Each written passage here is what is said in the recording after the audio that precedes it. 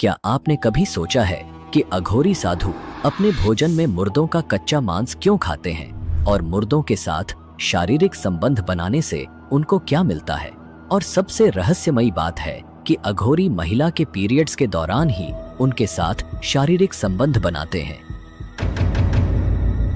अघोरी साधु श्मशान में रहकर ही साधना क्यों करते हैं, जहां बाकी लोग जाने से भी डरते हैं? अघोरी की मृत्यु के बाद उनका अंतिम संस्कार कैसे किया जाता है और महिला अघोरी अपना जीवन कैसे जीती है? आज हम आपको सच्चे अघोरी की पहचान से लेकर उनके इस रहस्यमयी जीवन के सभी पहलुओं पर ले चलेंगे, जिसे जानकर आप हैरान रह जाएंगे। यह डॉक्यूमेंट्री आपकी सोच को पूरी तरह बदल देगी।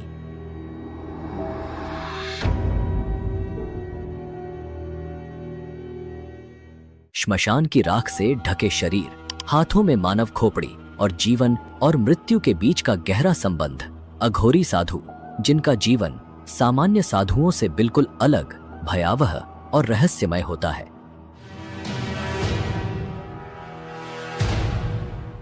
श्मशान, जहां आम लोग जाने से भी डरते हैं, वहां ये साधु अपनी साधनाएं करते हैं, मृत्यु और आत्मा के गूढ़ रहस्यों को जानने के लिए। लेकिन क्या आप जानते हैं कि अघोरियों का जीवन सिर्फ साधना और ध्यान तक ही सीमित नहीं है? उनके अनुष्ठानों में शव भक्षण, तंत्र मंत्र और अजीबोगरीब शारीरिक क्रियाएं शामिल होती हैं, जो हमारी सोच से परे हैं। सदियों से इन साधुओं का जीवन, उनकी साधनाएं और उनकी चमत्कारी शक्तियों का रहस्य और भय से घिरी रही है।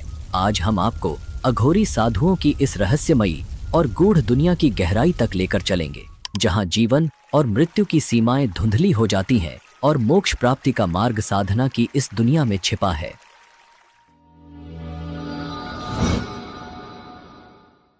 आगे बढ़ने से पहले आपसे एक छोटी सी रिक्वेस्ट है। इस वीडियो को बनाने में हम बहुत समय और मेहनत लगाते हैं ताकि आपको बेहतरीन डॉक्यूमेंट्रीज देखने को मिले। अगर आपको हमारा कंटेंट पसंद आ रहा है तो कृपया हमारे चैनल को सब्सक्राइब करके हमें सपोर्ट करें। आपका एक सब्सक्रिप्शन हमें और भी बेहतर कंटेंट बनाने के लिए प्रेरित करेगा।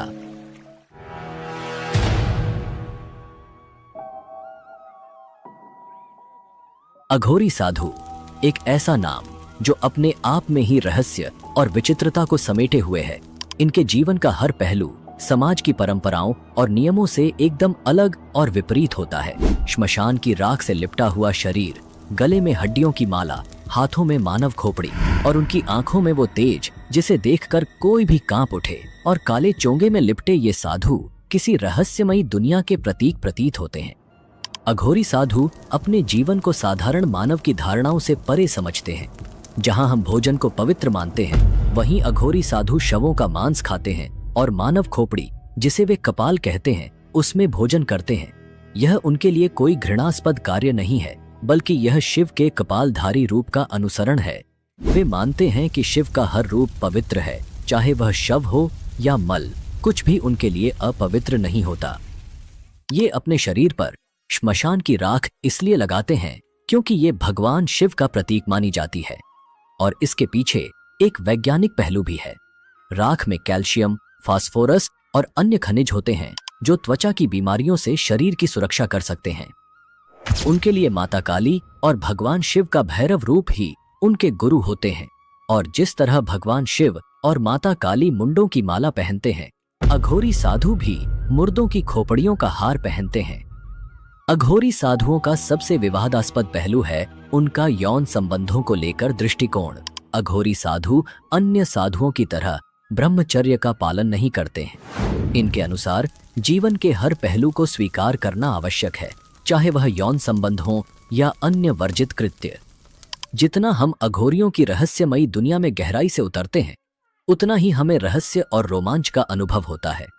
राख से लिपटे हुए ये अघोरी साधु श्मशान घाट में मिले अधजले शवों का मांस खाते हैं, तो कभी शव के साथ यौन संबंध बनाते हैं। और यह सब वहीं नहीं रुकता, वे मासिक धर्म के दौरान जीवित महिलाओं के साथ भी शारीरिक संबंध बनाते हैं। यह जानकर आपके मन में सवाल जरूर उठेगा, आखिर ये साधु कैसे हो सकते हैं? समाज में साधुओं का ब्रह्मचर्य का पालन करना अनिवार्य माना जाता है, और अघोरी न तो ब्रह्मचर्य का पालन करते हैं और न ही इनका खान पान साधु संतों जैसा होता है। मांस और मदिरा का भोग लगाने वाले ये अघोरी शिव के पुजारी होने का दावा फिर क्यों करते हैं? श्वेताश्वतरोप उपनिषद में भगवान शिव को अघोरनाथ कहा गया है और अघोरी बाबा भी शिव के इसी रूप की उपासना करते हैं। बाबा भैरवनाथ भी इनके आराध्य माने जाते हैं। शव के साथ यौन संबंध बनाने और मांस खाने के पीछे भी इनका तर्क अघोर पंथ की ही तरह शाश्वत है। तो शव के साथ यौन संबंध क्यों? अघोरी इस प्रचलित धारणा को स्वीकार करते हैं कि शव के साथ शारीरिक संबंध बनाना शिव और शक्ति की उपासना का एक तरीका है। उनका मानना है कि यदि इस क्रिया के दौरान उनका मन ईश्वर की भक्ति में लगा रहे तो यह साधना का सबसे ऊंचा स्तर होता है। मासिक धर्म में महिलाओं के साथ संबंध बनाने के पीछे भी एक मान्यता है। अघोरी ब्रह्मचर्य का पालन नहीं करते क्योंकि ये अपनी शक्तियों को जागृत करने के लिए कुछ विशेष परीक्षाओं से गुजरते हैं। ऐसी महिलाओं के साथ जिनका मासिक धर्म चल रहा हो, शारीरिक संबंध बनाना उनके लिए शक्ति प्राप्त करने का तरीका है। उनका मानना है कि अगर इस दौरान वे भगवान शिव में लीन रह जाते हैं तो उन्हें विशेष शक्ति की प्राप्ति होती है। कहा जाता है कि जब अघोरी साधु ढोल मंजीरे और नगाड़ों के बीच शारीरिक संबंध बनाते हैं तब यह उनकी सबसे कठिन शक्ति परीक्षा होती है। अगर इस दौरान वे अपने ध्यान को शिव में स्थिर रख पाते हैं तो वे संपूर्ण रूप से अघोरी माने जाते हैं। यह उनके लिए एक प्रकार से ब्रह्मचर्य का पालन करने जैसा ही होता है, जहां शारीरिक क्रियाओं के बावजूद उनका ध्यान केवल भगवान शिव में केंद्रित रहता है। अघोरी साधु उन चीजों का प्रयोग करते हैं जिन्हें समाज अपवित्र या वर्जित मानता है। उनके लिए मल, मूत्र, शव और अपशिष्ट सामग्री भी साधना के हिस्से हैं। उनका मानना है कि शिव हर चीज में विद्यमान है, चाहे वह कितनी भी घृणित क्यों ना हो। यह अभ्यास उन्हें घृणा और सामाजिक धारणाओं से ऊपर उठने में मदद करता है। क्या आप अघोरी साधुओं के बारे में कुछ नया जानते हैं? तो कमेंट करके जरूर लिखें। जिसका कमेंट सबसे अच्छा और रोचक होगा उसकी कमेंट पिन की जाएगी। अब अगले चैप्टर में हम विस्तार से बात करेंगे कि अघोरी बनने की यात्रा कहां से शुरू होती है और सच्चे अघोरी की पहचान क्या होती है।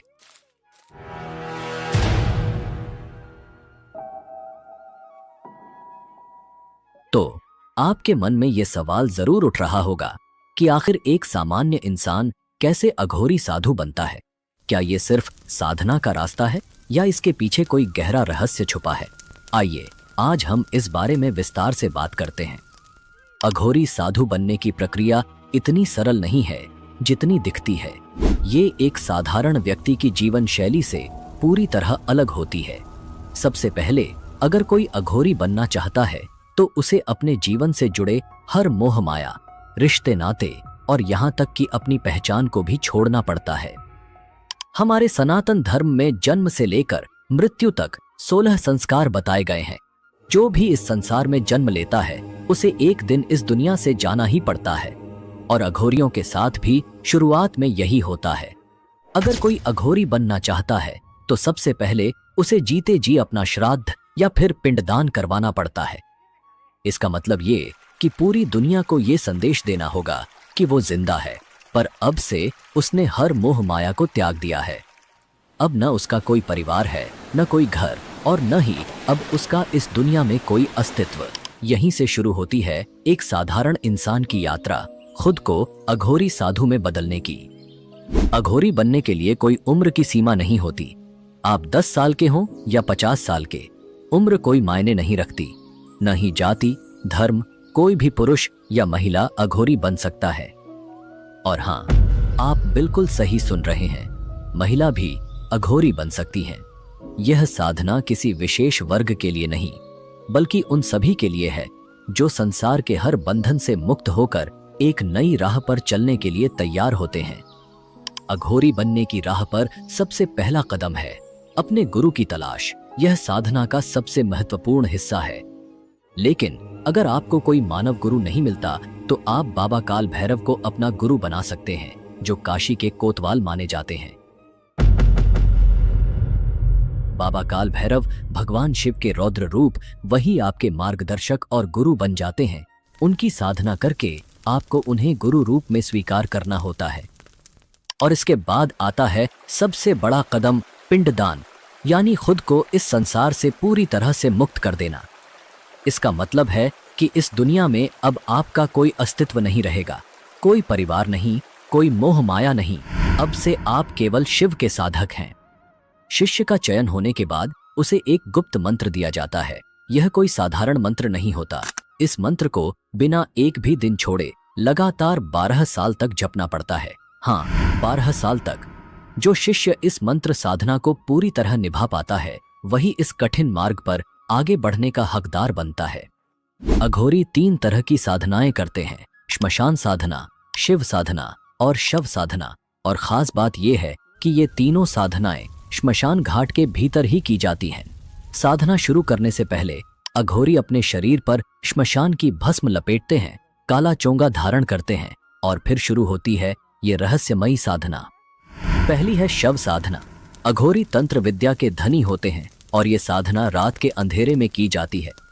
शव को मांस और मदिरा का भोग लगाया जाता है और साधना के चरम पर पहुंचने पर कहा जाता है कि मुर्दा बोल उठता है। ये साधना कामाख्या पीठ, त्र्यंबकेश्वर, उज्जैन और तारापीठ के श्मशानों में की जाती है, जहां केवल अघोरी ही उपस्थित हो सकते हैं। दूसरी साधना है शिव साधना। इसमें अघोरी शव के पास बैठकर मांस और मदिरा का भोग लगाते हैं और फिर शिव की तरह शव पर एक पैर से खड़े हो जाते हैं, जैसे शिव की छाती पर माता पार्वती का पांव रखा गया था। घंटों तक इस साधना के दौरान अघोरी अपनी शक्तियों को बढ़ाते हैं। तीसरी साधना है श्मशान साधना। ये साधना शव और शिव साधना से अलग होती है। इसमें अघोरी मृतक के परिवार को भी शामिल करते हैं। शव की जगह शव पीठ की पूजा की जाती है। प्रसाद के रूप में मांस और शराब की जगह दूध से बना मावा चढ़ाया जाता है। अब जानते हैं असली अघोरी साधु की पहचान कैसे करें। असली अघोरी साधु की पहचान करना इतना आसान नहीं होता। वे साधारण साधुओं की तरह दिख सकते हैं, लेकिन उनकी जीवन शैली और साधनाएं बहुत गहरी और रहस्यमयी होती हैं। अघोर विद्या के जानकार मानते हैं कि असली अघोरी कभी आम दुनिया में सक्रिय नहीं होते। अगर वे समाज में रहते भी हैं तो दिखावा नहीं करते। वे सिर्फ अपनी साधना में लीन रहते हैं। अगर कोई अघोरी आपसे पैसे मांगता है तो समझिए वह सच्चा अघोरी नहीं हो सकता, क्योंकि असली अघोरी कभी किसी से कुछ मांगते नहीं हैं। कलयुग में कोई भी राख लगाकर, काले कपड़े पहनकर और खोपड़ी लेकर अघोरी जैसा दिख सकता है, लेकिन असली पहचान उनके साधना में होती है।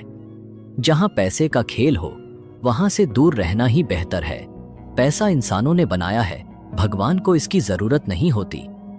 अघोरियों के बारे में कहा जाता है कि वे बाहर से रूखे दिख सकते हैं, लेकिन भीतर उनके जन कल्याण की भावना छुपी होती है। अगर किसी पर उनकी कृपा हो जाए तो वे अपनी सिद्धियों का फल देने में भी पीछे नहीं हटते, और अगर कोई उन्हें पसंद आ जाए तो वे उसे अपनी तंत्र विद्या सिखाने को भी तैयार हो जाते हैं। लेकिन ध्यान रहे, उनका क्रोध बेहद प्रचंड होता है। मनोज ठक्कर, जिन्होंने अघोरी अ बायोग्राफिकल नॉवल लिखी है, बताते हैं कि अघोरी बेहद सरल स्वभाव के होते हैं और प्रकृति के साथ रहना पसंद करते हैं। वे किसी से कोई मांग नहीं करते, न ही वे किसी से पैसे लेते हैं। उनका जीवन हर किसी के कल्याण के लिए प्रार्थना करने में समर्पित होता है। अघोरी हर चीज को ईश्वर के अंश के रूप में देखते हैं। वह न तो किसी से नफरत करते हैं और न ही किसी चीज को अस्वीकार करते हैं। इसी कारण वे इंसानी और जानवरों के मांस में कोई भेदभाव नहीं करते। जानवरों की बलि उनकी पूजा पद्धति का एक महत्वपूर्ण हिस्सा है। और हाँ, वे गांजा पीते हैं, लेकिन नशे में भी उन्हें अपने बारे में पूरी तरह से होश रहता है। उनकी साधना और उनका जीवन हर पहलू में शिव से जुड़ा होता है। आपसे एक सवाल है, क्या आप कभी जीवन में ऐसे संत महात्मा या अघोरी साधु से मिले हैं जिसने आपको प्रभावित किया हो? तो अपने अनुभव और उस जगह का नाम कमेंट में लिखें। जिसका कमेंट सबसे अच्छा होगा, उन 5 लोगों की कमेंट अगली वीडियो में दिखाई जाएगी। अब जानते हैं कि अघोरी साधु का अंतिम संस्कार कैसे किया जाता है और उनके शव के साथ क्या होता है।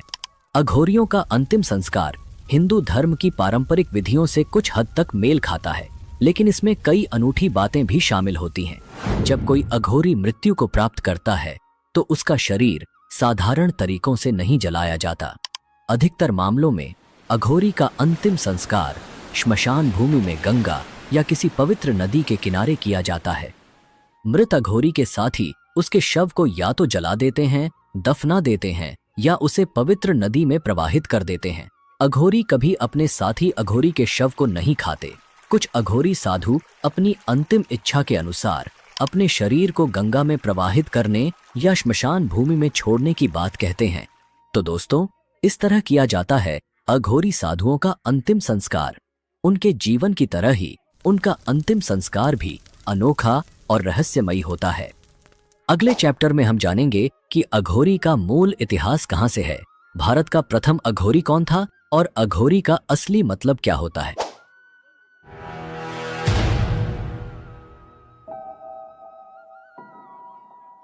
संस्कृत में अघोरी का मतलब है उजाले की ओर जाने वाला। ये शब्द इतना पवित्र और शक्तिशाली माना जाता है कि ये इंसान को हर बुराई से मुक्त करने की क्षमता रखता है। अघोरी साधुओं का इतिहास और उनकी उत्पत्ति एक ऐसा रहस्य है जो समय के साथ गहराई में डूबा हुआ है। इनका संबंध उन प्राचीन तांत्रिक परंपराओं से है जो सदियों से अपने आप में अद्वितीय और रहस्यमयी मानी जाती हैं। कहा जाता है कि 7वीं और 8वीं शताब्दी में अघोरी साधुओं की जड़ें कापालिक और कालामुख जैसे उग्र तांत्रिक संप्रदायों में समाई हुई हैं। यह वो साधु थे जो मानव खोपड़ी से भोजन करते थे और तांत्रिक अनुष्ठानों में मांस और मदिरा का भोग लगाना, शवों की पूजा करना और मानव की बलि देना। इन्हीं परंपराओं से अघोरी साधुओं की उत्पत्ति मानी जाती है, जिन्होंने जीवन और मृत्यु के भेद को मिटाने की साधना की शुरुआत की। अघोरी शिव के अद्वितीय भक्त होते हैं। ये साधु शिव के भैरव रूप की पूजा करते हैं और अपने जीवन को मोक्ष की प्राप्ति के लिए समर्पित कर देते हैं। अघोर साधना की ये यात्रा बेहद कठिन और रहस्यमयी मानी जाती है।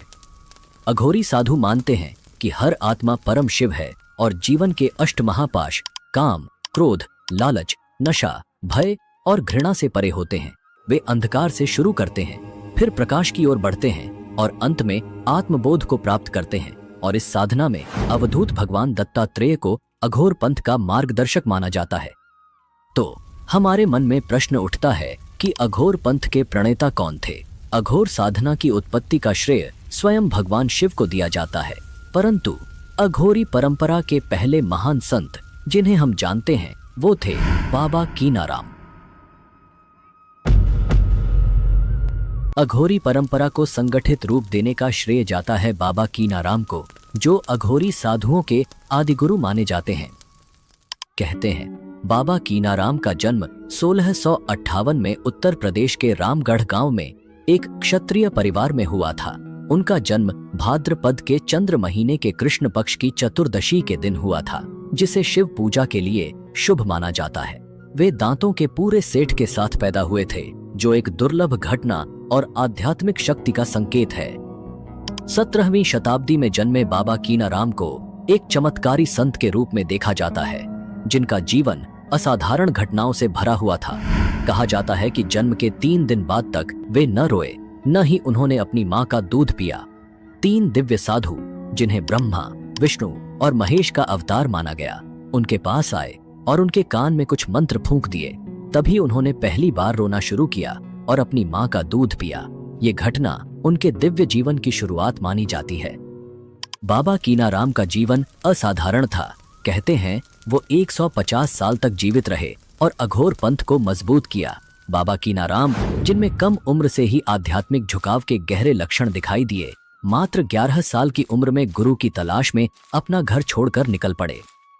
अपनी खोज के दौरान बाबा कीनाराम भगवान दत्तात्रेय के शिष्य बाबा कालूराम से मिले, जिन्होंने उन्हें अघोर मार्ग में दीक्षित किया। बाबा कालूराम ने उन्हें अघोर शास्त्र के गहरे और रहस्यमयी सिद्धांतों से परिचित कराया। बाबा कीनाराम को जल्द ही इस साधना की गहराइयों का बोध हुआ और वे एक कुशल अघोरी साधक बन गए। बाबा कीनाराम की साधना तब और विशेष हो गई जब उन्हें अघोर साधना की देवी हिंगलाज माता का आशीर्वाद प्राप्त हुआ। बलूचिस्तान की एक गुफा में देवी हिंगलाज उनके सामने प्रकट हुई और बाबा कीनाराम को एक दिव्य मंत्र और एक खोपड़ी भेंट की। यह खोपड़ी अघोर साधना का प्रमुख प्रतीक बन गई और बाबा कीनाराम की साधना और भी शक्तिशाली हो गई। वाराणसी के क्रीम कुंड आश्रम की स्थापना कर उन्होंने इस परंपरा को संरक्षित किया। आज भी इस आश्रम में अघोरी साधु उनकी शिक्षाओं का पालन करते हैं और मान्यता है कि यहाँ की साधनाओं से अलौकिक शक्तियां प्राप्त होती हैं।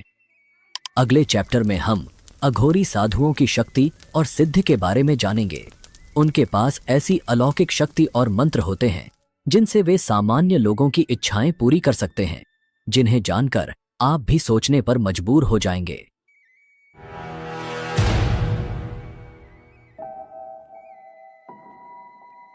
अघोरी साधुओं की साधनाएं और तंत्र मंत्र उन्हें कई प्रकार की अलौकिक शक्तियां प्रदान करती हैं। ये शक्तियां, जिन्हें सिद्धियां कहा जाता है, अघोरी साधुओं को अद्वितीय बनाती हैं। इन सिद्धियों के माध्यम से वे अपनी इंद्रियों, मानसिक शक्तियों और चेतना पर पूर्ण नियंत्रण प्राप्त करते हैं। आइए जानते हैं इन 6 प्रमुख शक्तियों के बारे में। सबसे पहले है इच्छित अवति शक्ति। यह शक्ति अघोरी साधुओं को दूसरों की इच्छाओं को पूर्ण करने की क्षमता देती है। यह वरदान देने की शक्ति उन्हें अद्वितीय बनाती है, चाहे वह धन की इच्छा हो या शांति की। इस शक्ति से वे दूसरों की मनोकामनाएं पूरी कर सकते हैं। दूसरी है याचन शक्ति। यह शक्ति अघोरी साधु को अपनी खुद की इच्छाओं को पूरा करने में सक्षम बनाती है। इसके माध्यम से वे अपनी भौतिक और आध्यात्मिक इच्छाओं की पूर्ति कर सकते हैं, चाहे वो किसी भी वस्तु या स्थिति से संबंधित हो। तीसरी शक्ति है श्रवण शक्ति। यह शक्ति साधु को सूक्ष्म और अदृश्य ध्वनियों को सुनने की क्षमता देती है।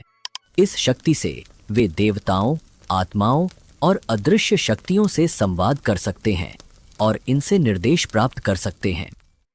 अघोरी साधुओं की चौथी शक्ति है क्रिया शक्ति। यह उन्हें निरंतर सक्रिय और साधनारत बनाए रखती है। इस शक्ति से साधक शारीरिक और मानसिक रूप से तंत्र क्रियाओं में लीन रहते हैं और बिना थके अपनी साधनाओं को पूरा कर सकते हैं। पांचवी शक्ति है प्रवेश अवति शक्ति। यह शक्ति अघोरी साधु को त्रिकालदर्शी बना देती है, जिससे वे भूत, वर्तमान और भविष्य की घटनाओं को देख सकते हैं। यह उन्हें दिव्य ज्ञान और भविष्यवाणी करने की क्षमता प्रदान करती है। अंत में स्वाम्यर्थ शक्ति। यह शक्ति अघोरी साधु को अपने मन, शरीर और इंद्रियों पर पूर्ण नियंत्रण देती है। इस शक्ति से वे अपने मन को किसी भी स्थिति में स्थिर रख सकते हैं और सभी प्रकार की इच्छाओं पर विजय प्राप्त कर सकते हैं। ये 6 शक्तियां अघोरी साधुओं को साधारण मानव से परे ले जाती हैं और इन्हीं शक्तियों के माध्यम से वे जीवन और मृत्यु के भेद से ऊपर उठ जाते हैं। अगले चैप्टर में हम जानेंगे कि अघोरी साधु अपनी साधनाओं के लिए भारत में किन स्थानों को सबसे अधिक महत्व देते हैं, कौन से तांत्रिक पीठ उनके लिए सबसे पवित्र माने जाते हैं और किन स्थलों पर अघोरी साधु अपनी गहन साधनाएं करते हैं।